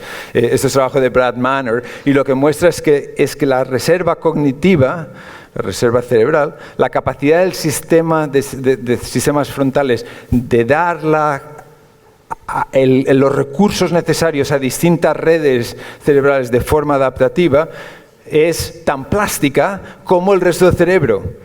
Lo que necesitamos es usarla de forma adecuada. O sea, es posible modificar, pero es posible modificarla gracias a reposo, en este caso activo. La meditación no es simplemente estar desconectado, es estar adecuadamente conectado en un estado distinto. Entonces, lo que necesitamos, por lo tanto, es la cantidad adecuada tanto de plasticidad como de reserva cognitiva. Y cada uno de nosotros tiene una pendiente distinta. Hay gente que tiene esta pendiente y ya pueden hacer lo que quieran en la vida. Gracias a Dios tienen los genes, los factores ambientales adecuados, que se morirán antes de desarrollar problemas cognitivos. Pero la mayoría de nosotros estamos más bien por aquí, donde gracias a los avances de la medicina, a medida que la edad va avanzando, el riesgo de que la plasticidad cerebral, la eficacia de los mecanismos de plasticidad no sean suficientes para la edad que tenemos, es real. Y con ello vienen problemas cognitivos. Y debido a que las diferencias individuales de pendiente de plasticidad son medibles, gracias a ello, podemos también plantear oportunidades de intervención. Pero es que además, independientemente de cada pendiente que uno tenga, a medida que pasa la vida, hay cosas que pasan. Ciertos genes se manifiestan, uno desarrolla diabetes, tiene un traumatismo cerebral, la vida se te complica y no estás durmiendo bien. Decides que estás tan ocupado que no puedes hacer ejercicio, pasas de comer las cosas adecuadas y decides que McDonald's es lo mejor del mundo, lo que sea. Todas estas cosas, de forma medible, cambian o bien la pendiente o bien el punto de partida en un momento concreto de la eficacia de los mecanismos de plasticidad. Y por lo tanto, el argumento que nosotros hacemos es que lo que tenemos que hacer es, antes de que se desarrollen problemas, ir midiendo la eficacia de la plasticidad cerebral de cada uno de nosotros. Igual que vamos al médico para que nos mida la tensión, ir al neurofisiólogo, al neurólogo, al neuropsicólogo, para que determinemos en qué punto estamos en el tiempo y, por lo tanto, qué pendiente tenemos. Porque si resulta que lo que estás es en este punto y has perdido capacidades de eficacia, de plasticidad, lo que tenemos que hacer no es solo medir y diagnosticar, sino plantear cómo intervenir para modificar la situación, optimar los mecanismos de plasticidad y no esperar que tu sistema nervioso desarrolle la estrategia que quiera, porque algunas de ellas acaban siendo a corto plazo muy eficaces, el amiloide, pero a largo plazo muy perjudiciales, la enfermedad de Alzheimer. Y eso, exactamente eso, es el planteamiento del BrainFit Club. Es medir los mecanismos de plasticidad, la reserva cognitiva y cómo está funcionando el cerebro de cada individuo para individualizar un plan de prescripción y ir supervisando esas prescripciones. Y las intervenciones son el tipo de cosas que uno habla, que todos conocemos, que son beneficiosas. Dieta, dormir bien, ejercicio. Lo único es que generalmente los médicos, cuando prescribimos una intervención, no decimos, tienes que tomar un antiepiléptico, tú mismo. Generalmente decimos, Keppra, 300 miligramos 3 veces al día. Y luego viene y les aumentaremos a 600, y luego viene y mediremos el nivel en sangre y con un antidepresivo o con cualquier medicación. Y sin embargo, con el ejercicio o con la dieta, lo que le decimos generalmente a la gente es: tiene usted que hacer ejercicio. Y dicen: ¿cuánto? ¿Cuántas veces al día? Usted mismo. Eso es poco probable que sea la mejor forma de prescribir la intervención. La mejor forma de prescribirlo no es coger y ir al gimnasio y a ver qué pasa, qué te apetece y qué vas a hacer. Lo mejor es ir al gimnasio con un entrenador que te haga una evaluación, que te diga esto y esto y esto es lo que tiene que hacer, y que te vayan midiendo si vas evolucionando o no vas evolucionando. En este caso, caracterizar un índice de salud cerebral, prescribir un programa individualizado basado en las medidas y ir monitorizando el progreso basado en ese índice para ver si los cambios que están teniendo lugar en el cerebro son realmente los deseados para el sujeto o no lo son. Y eso no es ciencia ficción. Eso es medicina personalizada, preventiva de cambios de decaimiento cognitivo, de alteración neurológica. Y quizá muy brevemente, como para finalizar, en resumen, daros unas cuantas cosas que más casi a nivel resumen que en el detalle, pero de lo que vamos aprendiendo cuando uno hace este tipo de medidas y vas caracterizando. A nivel de la dieta, parece que lo crítico es lo que ya hacíamos, por lo menos, en la cuenca mediterránea y en Cataluña, que es tener una dieta equilibrada, mediterránea, no pasarse, no comer en exceso, comer lo mínimo para no perder peso. Cuesta pensar en ello. O sea, intentar comer lo menos posible para mantener el peso que tienes si el peso es el adecuado. Porque de hecho lo que quieres es restringir las calorías. Lo que pasa es que si restringes mucho las calorías, eso mismo es estresante para el sistema metabólico y es malo. Quieres aumentar cetonas.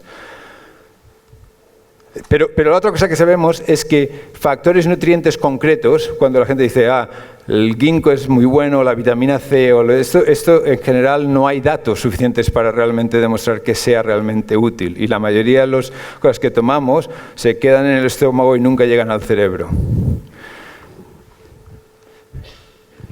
En relación con el ejercicio sabemos muchísimo más que en relación con la dieta. El ejercicio físico yo creo que es más importante para el cerebro que para el cuerpo. El ejercicio físico, de hecho, no es solo que aumente el bienestar del cuerpo y la función cardíaca, y si tienes flujo de oxígeno ya es bueno para el cerebro porque solo usa oxígeno y glucosa. Es que cambia estructuras concretas del cerebro. El ejercicio físico aeróbico cambia las zonas, sobre todo prefrontales derechas, que son a la postre las que tienen que ver con control de impulsos, control cognitivo, con hacer la cosa adecuada y con usar los recursos de forma eficaz para esas tareas múltiples. O sea, a la postre aumenta la reserva cognitiva. ¿Cuál es la cantidad suficiente de ejercicio? Es continuada, no es exclusiva de los niños, no llega un momento en que no lo necesitas hacer, siempre deberíamos estar haciendo ejercicio. Y no es gran cantidad de tiempo, pero es esfuerzo suficiente. Tienes que estar 15-20 minutos realmente aeróbicamente poniendo tu corazón en marcha, lo cual ya es bueno que te vea un médico antes de empezar, pero después de eso no hay limitación de decir, es que yo ya tengo 65 años, tampoco voy a ponerme a jugar al fútbol. Bueno, pues que no quieres. Es importante darse cuenta que el beneficio sigue estando. Y ese beneficio existe tanto para el ejercicio físico como para el mismo tipo de planteamiento a nivel del ejercicio cerebral. Pero de nuevo, lo crítico en el ejercicio cerebral es enfrentarse a retos nuevos, es hacerle que el cerebro tenga que aprender o tenga que seguir aprendiendo a aprender. Si a ti te gustan mucho los crucigramas y siempre te han gustado y ahora que tienes tiempo te vas a dedicar a hacerlos, fantástico, eso lo vamos a llamar tu hobby. Pero no es eso de lo que estoy hablando. Lo que estoy hablando es de hacer que tu cerebro haga algo que no hace normalmente y que no ha hecho normalmente. Si ya sabes hablar 2 idiomas y ahora te apetece mucho aprender un tercero, fantástico, pero tampoco es eso. Aprende el tango. Haz que tu cerebro aprenda algo que realmente no sepa hacer. Hazle que sea un reto y hazle que lo haga bien, no que simplemente lo haga. No, que lo haga bien. porque ese esfuerzo es crítico a nivel físico y es crítico a nivel cerebral. Y eso es en general lo que no hacemos. La mayoría de nosotros dice, no, yo hago ejercicio físico porque voy andando al trabajo y yo hago ejercicio cerebral porque hago mi sudoku todos los fines de semana. Fantástico. Pero eso es como si dices, yo me estoy entrenando para las Olimpiadas y por lo tanto veo mucha televisión para ver cómo bajan los esquiadores. Pues oye, tú, esto no es exactamente lo mismo, aunque la imaginación te cambie tu cerebro. Y para hacerlo más eficaz, la tecnología te puede ayudar y tenéis fuera técnicas de usar tecnologías para adaptarlas al rango de rendimiento, de esfuerzo del sujeto, por ejemplo con el Neuropersonal Trainer de Goodman, que permite ese tipo de demanda, de reto para el cerebro de forma continuada. Desde el punto de vista de medicaciones, yo creo que lo más importante es evitarlas si no las necesitas. Yo soy médico, soy neurólogo, sigo viendo enfermos y sigo recetando medicaciones, pero la mayoría de nosotros toma una cantidad de sustancias fantástica que no necesitamos. Y pensamos que como es natural, pues entonces no debe ser malo. Bueno, si no es malo, probablemente tampoco es bueno. O sea, las sustancias químicas tienen un efecto y tienen un efecto que puede ser adaptativo, es igual que la plasticidad, o no. Si no necesitas tomar algo para dormir, para ayudarte a dormir, es mejor no tomarlo. Si necesitas tomar algo, quizá mejor hacer una higiene vital adecuada y un régimen de qué hacer antes de acostarte, etcétera, en vez de tomar antidepresivos o tomar estimulantes, o etcétera. ¿Por qué? Porque todas esas medicaciones es un poco como si decimos, no, yo lo que quiero es rellenar de la sustancia química que necesita mi sinapsis. Imaginaros que esta es la sinapsis, necesito rellenar de químicas adecuada este vasito. Y lo que hacemos con medicaciones, queramos o no, es abrir este techo y hacer que llueva en este auditorio. Eso consigue llenar el vasito, pero probablemente va a hacer un enorme merder con todos vosotros y conmigo también. En medicina eso lo llamamos efectos secundarios y nos quedamos tan bien. Pero la realidad es que tiene un efecto sobre el resto del cerebro y ese efecto sobre el resto del cerebro es mucho menos preciso de lo que desearíamos hacer si hiciéramos una farmacología realmente intervencionada y personalizada. O sea, evitar lo que no se necesita es bueno, usar las adecuadas es bueno y compaginarlas con otras intervenciones. El descanso es importante para el cerebro y el dormir es un estado activo del cerebro y dormir lo suficiente es importante. Y lo suficiente es distinto para cada persona, pero la causa número 1 de trastorno cognitivo con la edad tratable, la causa mayor de, entre comillas, demencia, es una apnea del sueño obstructiva, es roncar. ¿Por qué? Porque te interrumpe el sueño, tienes microdespertares y el sueño no solo es necesario para reposar, es necesario para solidificar las conexiones, para limpiar aumentos de excitabilidad innecesarias, para hacer un poco de consolidación de los cambios plásticos. Y ese efecto del sueño se interrumpe, y si se interrumpe acabas teniendo una carga excesiva de plasticidad, un sistema excesivamente plástico.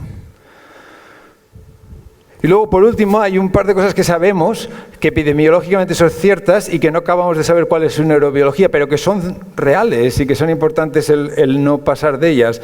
Lo primero es que el cerebro humano no puede evitar proyectarse en el futuro, no puede evitar prospeccionar. Y por lo tanto resulta que creer en algo trascendente, sea religioso o no religioso, es importante. Creer que lo que tú haces tenga un significado que vaya más allá de tu vida finita, acaba siendo importante. Podemos dialogar de cuáles son las redes cerebrales que son críticas para eso, pero el beneficio es sustancial, tan sustancial que el factor número 1 de supervivencia después de un infarto cardíaco no es el control de los factores de riesgo, fumar, hipertensión, etcétera, sino que es esto, es creer, que la gente crea en algo que vaya más allá de su propia vida. Y el segundo factor más importante para ese mismo estudio es tener un mundo que te rodea, una familia, un mundo social que te apoye, que sientas el apoyo social de aquellos que te rodean y por lo tanto que estés conectado con ellos. Quizá, desde un punto de vista evolucionista, tiene mucho sentido ambas cosas, porque como seres humanos tenemos que proyectarnos en el futuro, funcionamos así. Dan Gilbert dice que es lo que nos diferencia de los animales, el hecho de que seamos plenos de posibilidades futuras, aunque somos bastante malos de proyectarnos esas posibilidades futuras, por eso nos vamos encontrando con la felicidad un poco por accidente. Pero bueno, el resultado es que funcionamos con esa prospección y requerimos ese mundo que nos rodea, esa sociedad que nos rodea, para beneficiarnos de ellos. Por eso, de hecho, la forma de utilizar estas estrategias es realmente con la idea de un club, el hacer que hagamos conjuntamente estos cambios que nos benefician, sea meditación, tai chi o los ejercicios cognitivos. De hecho, tiene un efecto mayor que si lo haces tú solito en casa, si lo haces conjuntamente con otros. Entonces, para resumir, tenemos la posibilidad real de preservar la salud cerebral a lo largo de la vida. La tenemos porque gracias a los avances de la medicina tenemos las técnicas para medir la plasticidad y la eficacia de plasticidad.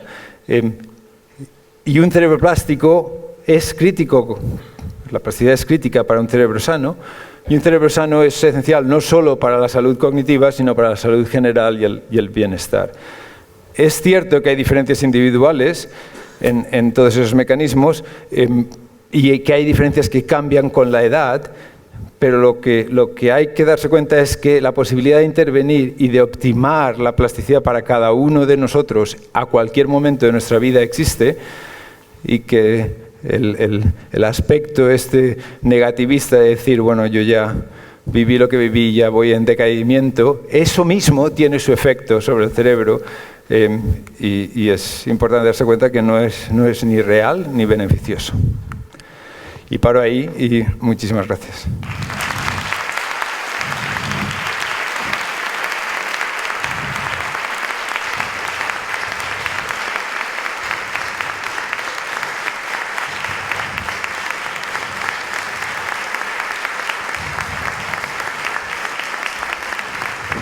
Muchas gracias, Álvaro. Me imagino que debe haber alguna pregunta, alguien que esté interesado en formular alguna cuestión al profesor Pascual Leone. Sí.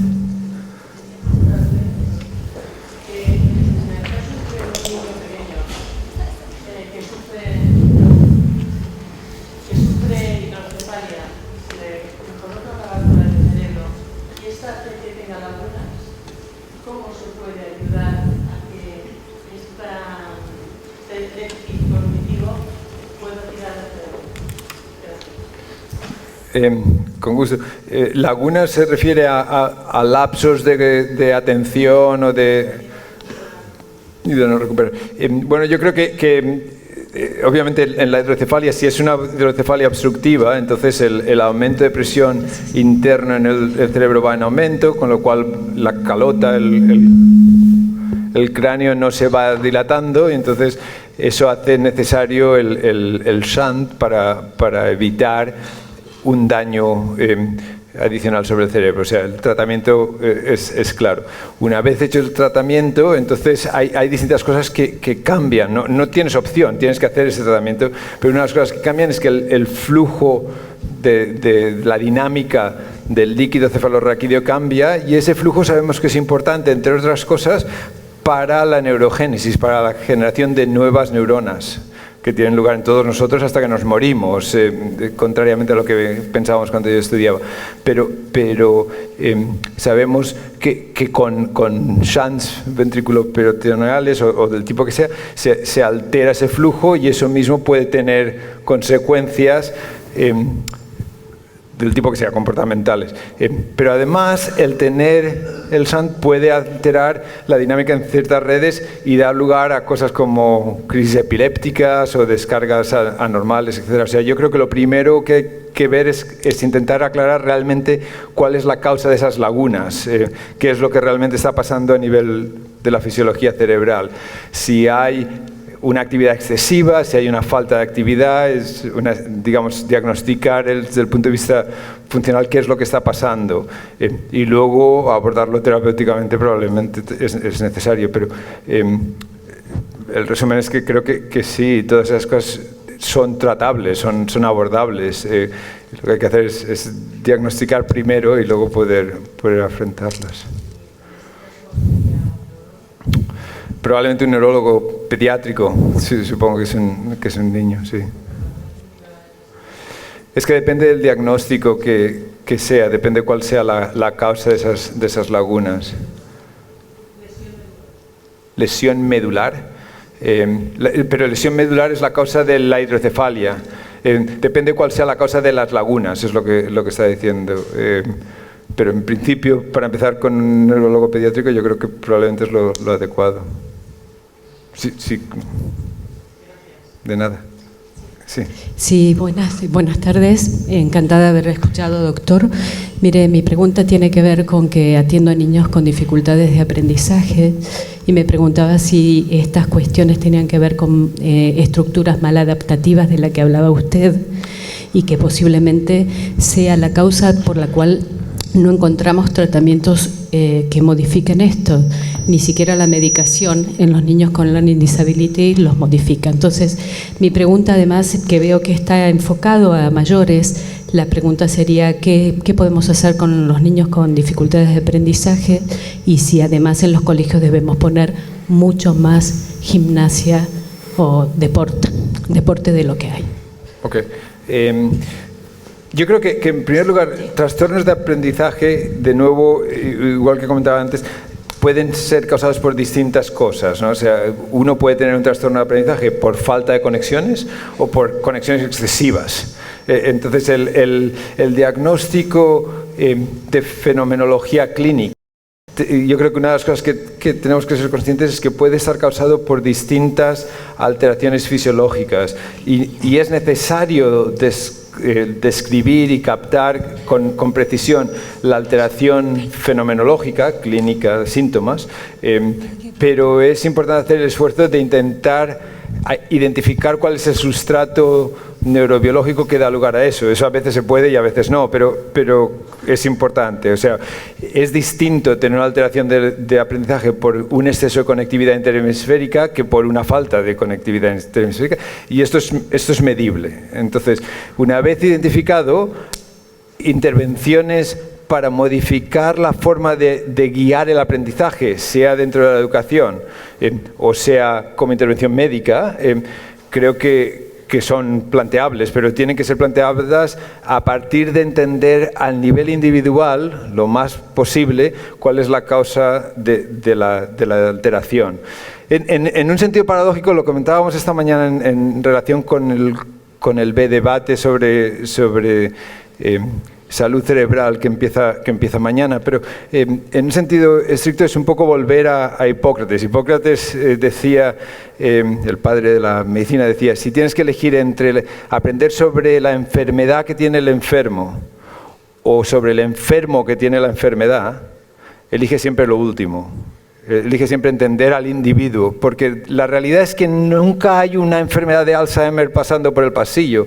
Hay un señor o una señora que resulta que tiene esa enfermedad de Alzheimer, pero también tiene unas ciertas características personales, una parte de vida, una familia que le rodea, Eso es así para los niños también. Entonces, hablar sobre discalculia, pues está muy bien y sabemos mucho sobre discalculia, pero a la postre es Pedro que tiene discalculia o es María.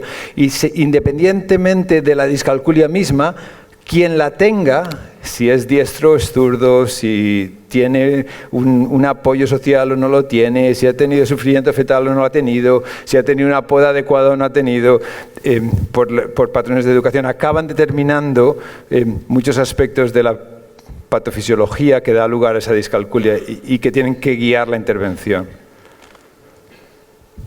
Sí. Quería preguntar sobre su opinión con referencia a la incidencia de las nuevas tecnologías en la plasticidad del cerebro y precisamente en lo que usted decía de la necesidad de la poda. Entonces, no sé, me ha parecido como que allí había una repercusión determinada. Me gustaría saber su opinión. Gracias. Sí, bueno, esa es una gran pregunta. Lo que es claro es que cambios en el mundo van a tener una repercusión sobre el cerebro. O sea, pretender que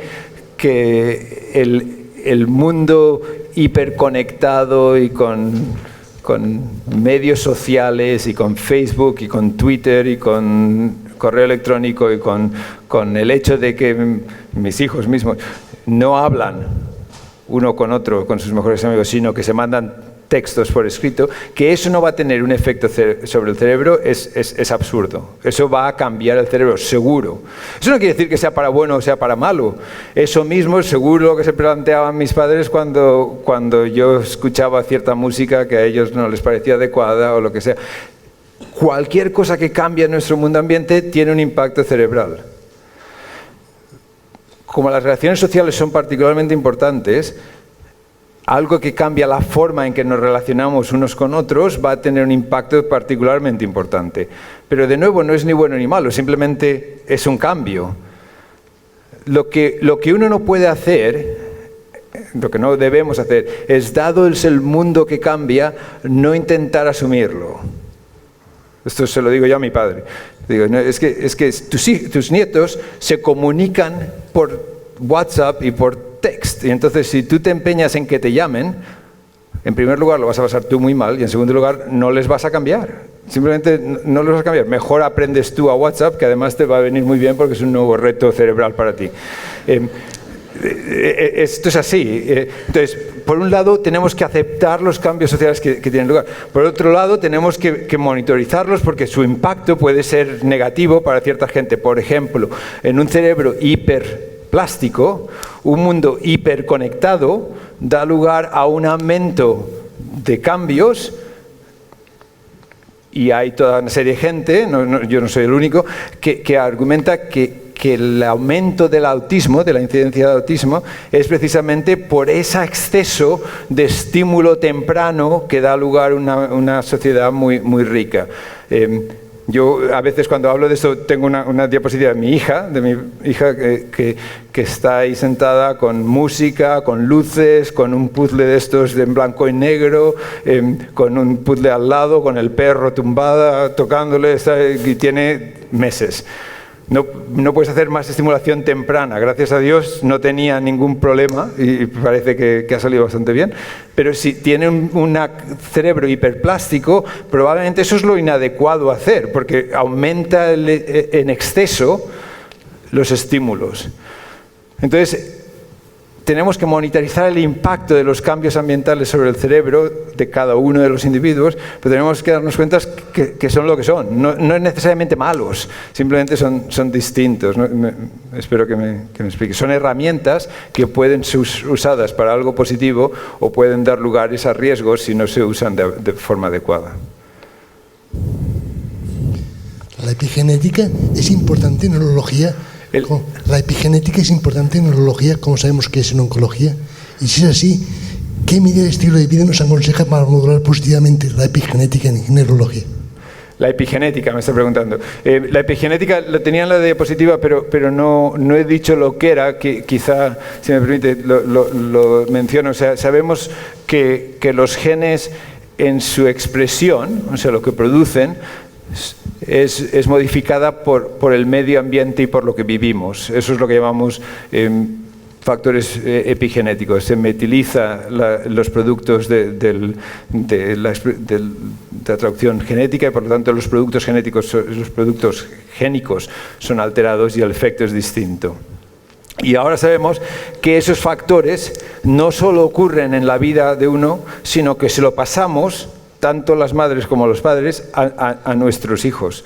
O sea, literalmente nuestros hijos reciben no solo los genes, o un porcentaje de los genes, sino reciben parte de la información de lo que hemos vivido a través de la modificación epigenética, tanto el padre como la madre.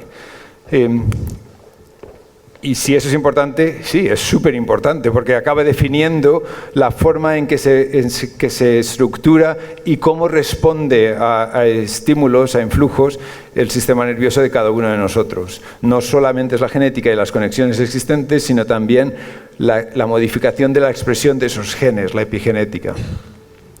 Y hay todo un campo creciente de estudio de los factores epigenéticos y cuál es su impacto y cuál es su posibilidad de ser guiados o ser modificados para evitar perjuicios o para minimizar impacto de lesiones.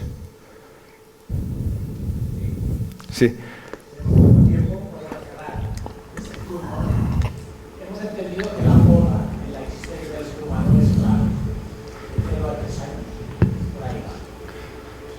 ¿Se ha medido las circunstancias que llevan a una buena poda? ¿Está medida los elementos que van a determinar que un ser humano tenga una etapa de poda saludable? ¿Habéis llegado a identificar los elementos que condicionan esa buena poda? Sí, la pregunta parece crítico este periodo de poda de los primeros años de la vida y si se sabe cuáles son los factores más importantes en términos de la poda. Y se sabe mucho más de lo que se sabía. Y hay estudios muy notables de Chuck Nelson, por ejemplo, ahora en Harvard, antes en Minnesota, donde ha estudiado niños perfectamente sanos que crecen en ausencia de la influencia de la madre, de la presencia de la madre, con buen cuidado, pero no sin su madre, por lo que sea, en el extremo porque la madre los abandonó, en el intermedio porque la madre trabaja. Y os podéis dar cuenta de lo enormemente complicados que son estos estudios, porque desde un punto de vista puramente político en Estados Unidos, esos son trabajos que son dinamita pura. Y la realidad es que tanto la presencia de la madre como del padre, no solamente la madre, o sea, la presencia de aquellos que te dieron tu origen por los factores epigenéticos probablemente y de resonancia, tiene un impacto. Hay una falta de poda, hay un aumento de conexión que se mantiene si uno crece en un mundo, en una infancia, que puede ser perfectamente saludable desde el punto de vista de apoyo nutritivo, pero no de apoyo, llamemos amoroso, de apoyo de dar sin necesidad, sin expectativa y sin condición. Y probablemente en parte tiene que ver con un reflejo especular, con una introspección o una resonancia. No me sale la palabra en español, pero bueno, pues me estoy haciendo viejo, necesito el brain fit, claro. O dormir, es una de las dos. Pero hay un efecto real que tiene que ver con una especie de concordancia biológica que no sabemos bien en qué consiste a nivel cerebral. Si eso va unido a una falta de atención, o sea, no ya de la madre, sino atención puramente social, entonces el impacto es bestial. O sea, en niños que crecen sin una atención individualizada, dejando crecer, jugando, dándoles juguetes, pero sin guiar esos juegos, sin relación con otros niños, etc. Entonces el impacto es enorme y en gran medida no recuperable. Y no por falta de conexiones, sino por exceso de ellas. O sea, hay un aumento de conectividad. Con lo cual, estructurar un mundo donde uno tenga una guía adecuada de atención y de cuidado, pero incluso de cuidado amoroso, llamemos, por falta de mayor presión, es importante. Luego, en la siguiente etapa, sabemos que lo que es importante es el tener retos, o sea, el plantear oportunidades de aprender cosas nuevas que sean diversas. Y en ese contexto, el ejercicio físico es importante. El juego es importante por la relación social y por el aspecto físico. Y van viendo no solo psicólogos, sino neurobiólogos del desarrollo, esos tipos de aspectos que son particularmente críticos para potenciar esa poda. Bueno, pues me parece que... Un momentito, ¿qué prueba médica mide esa hiperconectividad o hipoconectividad?